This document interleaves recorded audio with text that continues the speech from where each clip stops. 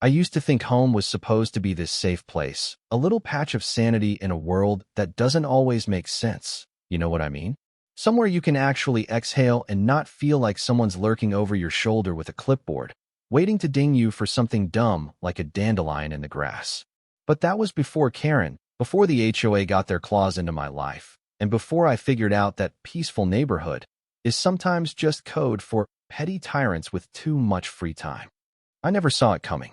Not until I was knee-deep in the mess. So, 3 years back, my wife and I finally bought our forever house. 2 stories, a quiet patch of yard, neighbors who waved but didn't linger, and a school district that actually made us feel smart for once. Sure, there was an HOA, but I'd never dealt with one.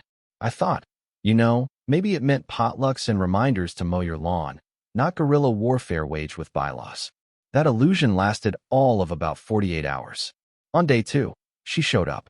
Karen, mid-40s, platinum blonde hair so sharp it looked like she could file paperwork with it, yoga pants that could probably deflect bullets, and a clipboard clutched like a shield. She introduced herself as the president of the HOA. Smile never touched her eyes. "We like to keep things orderly," she told me, scanning my welcome mat like it was an act of aggression. Orderly, it turned out, meant getting fined for having the wrong kind of wind chimes, or for letting my daughter draw chalk art on the driveway.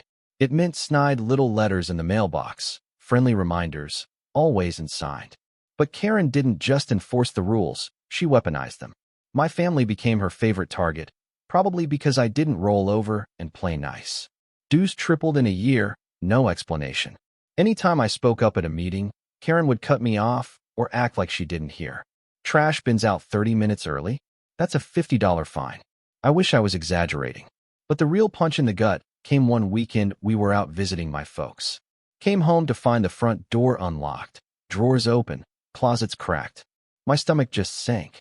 Checked the cameras, there she was. Karen herself, strolling through my living room like she was at a Sunday open house. When I confronted her, she barely even blinked. "Surprise inspection," she said, "anonymous complaints." Like that made it okay.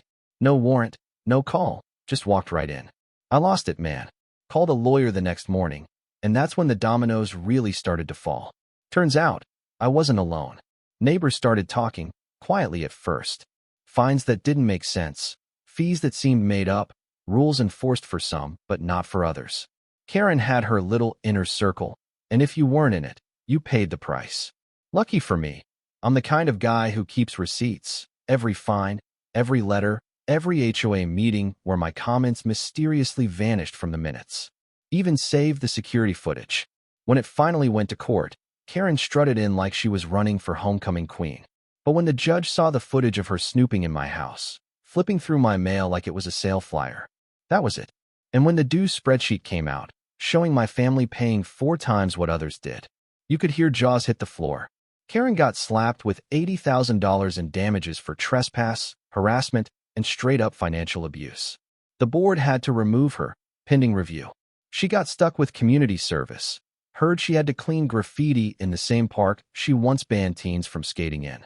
Poetic, but honestly, I wanted her to get more. We sold the house not long after, moved in with my parents for a while. I worked late, picked up side gigs, cut every corner. Found another house, a beauty too. Pool, big yard, right on the edge of the old HOA's line. Double-checked, triple-checked, it wasn't under their jurisdiction. No board, no nonsense. I could have painted the house electric blue and filled the yard with plastic flamingos if I wanted. I felt like I'd finally made it out. Moving day felt like crossing a finish line, except my legs were made of jello. Friends helped unload. My wife unpacked boxes like we'd lived there for years, and the kids ran wild, yelling in empty hallways. It was the first time in ages we could actually breathe. And then, of course, the past found us. She pulled up in a silver SUV, parked across from the house, rolled down the window, and there she was. Karen. Sunglasses, that same sharp bob, fake smile. Like nothing had ever happened. "Good morning. Welcome to the neighborhood," she said, all sugar and static. I just stared. You could see it dawn on her, slow as syrup. Oh, it's him. The tension was thick enough to eat with a spoon. She tried to play it off, but when I said we were moving in, she flipped. Claimed the HOA had bought the property as a community asset 2 days earlier. said she had paperwork. I actually laughed, loud, right in her face. Karen, I have the deed in my name. Notarized, stamped, filed with the county. Try again. She didn't yell. She just smiled, turned, and sat in her car across from my house. For half an hour. Watching. Finally, I had enough. Went to her window. You stalking me? I asked. Just monitoring a potential HOA violation, she said, eyes on her phone. Leave, or I'm calling the cops. Right then, a patrol car rolled up. Of course she'd called them. She spun a story, said she had documents, played a clip of me telling her to get lost. Officers asked to see my paperwork. I'd brought everything, just in case. Handed it over. But Karen had her own stack of official papers. That's how I ended up at the station, both of us with our lawyers, while fraud detectives poked holes in everything. Her docs? Looked legit, but Steve, my lawyer, sharp as a tack, spotted all the tells. Wrong notary, expired county seals, and a seller LLC that didn't even exist. Worse, Karen's emails to an old friend at the assessor's office surfaced. She'd been cooking up this fake sale, siphoning HOA funds into a phantom property deal. While she spun the story to the HOA, said she'd been scammed, said it was all for the good of the community, people started whispering. Where did the $270,000 go? Why no vote? Anonymous tips started rolling in. An internal statement leaked, showed the transfer. My lawyer filed an injunction so fast, it'd make your head spin. HOA was banned from coming near me or the house, period. Still, Karen kept circling like a vulture. Her car parked a few houses down, watching. The neighborhood got tense, people looking out windows, avoiding eye contact. But Steve wasn't done. He went after the whole board: fraud, mismanagement, misuse of funds, harassment. The works. This was bigger than one house. But I'll tell you what, the real madness started after the injunction. Threatening notes in the mailbox, dead fish over the fence, broken lights, petty vandalism. Security cams caught a local HOA member sneaking around. He said it was a prank, sure. Then someone left a flash drive with chat logs, HOA group chat, messages about how to turn up the heat and drive us out. Karen herself talking about chlorine bombs for the pool. We amended the lawsuit, added harassment and conspiracy. The judge slapped down a no-contact order for the whole bunch. Then it escalated. Someone tried to poison the pool, caught on camera. The guy confessed, said Karen put him up to it, even gave him a prepaid card. Cops searched her house, found lists, plans, reclamation strategies. It was like she was running a corporate espionage op, not a cul-de-sac. They arrested her for conspiracy, incitement, restraining order violations. After that, people started talking fast. Board members confessed. Karen had been ruling with blackmail, promises, threats. Another resident, Linda, the same woman who used to hand out fines at block parties, came forward with the real financial ledger. Over $500,000 siphoned off to shell companies, fake consultants, and her own travel. The DA got involved. Suddenly, this was public corruption. The morning they raided Karen's house, she went out swinging, screaming about deep state setups, tried to hit a cop. Didn't matter. She was hauled off in cuffs, still shouting that the community needs me. HOA accounts got frozen. Emergency meetings in garages. The whole rotten structure collapsing. A few months later, I was sitting in court.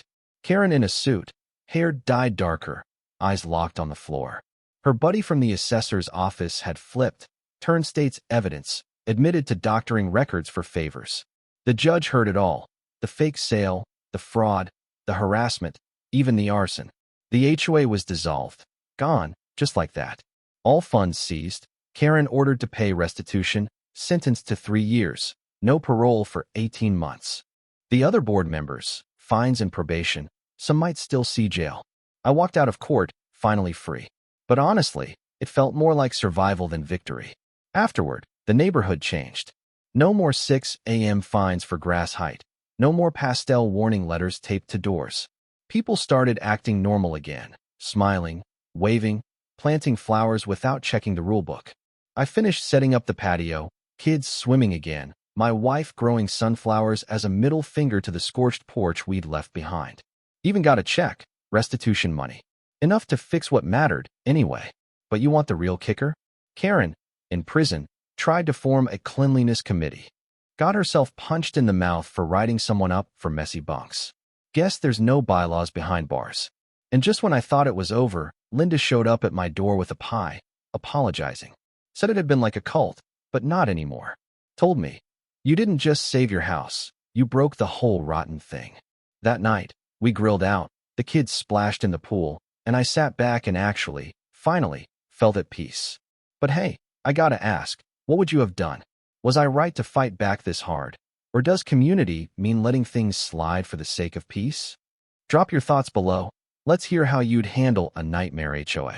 Because trust me, you never know who's watching until you finally shine a light on them.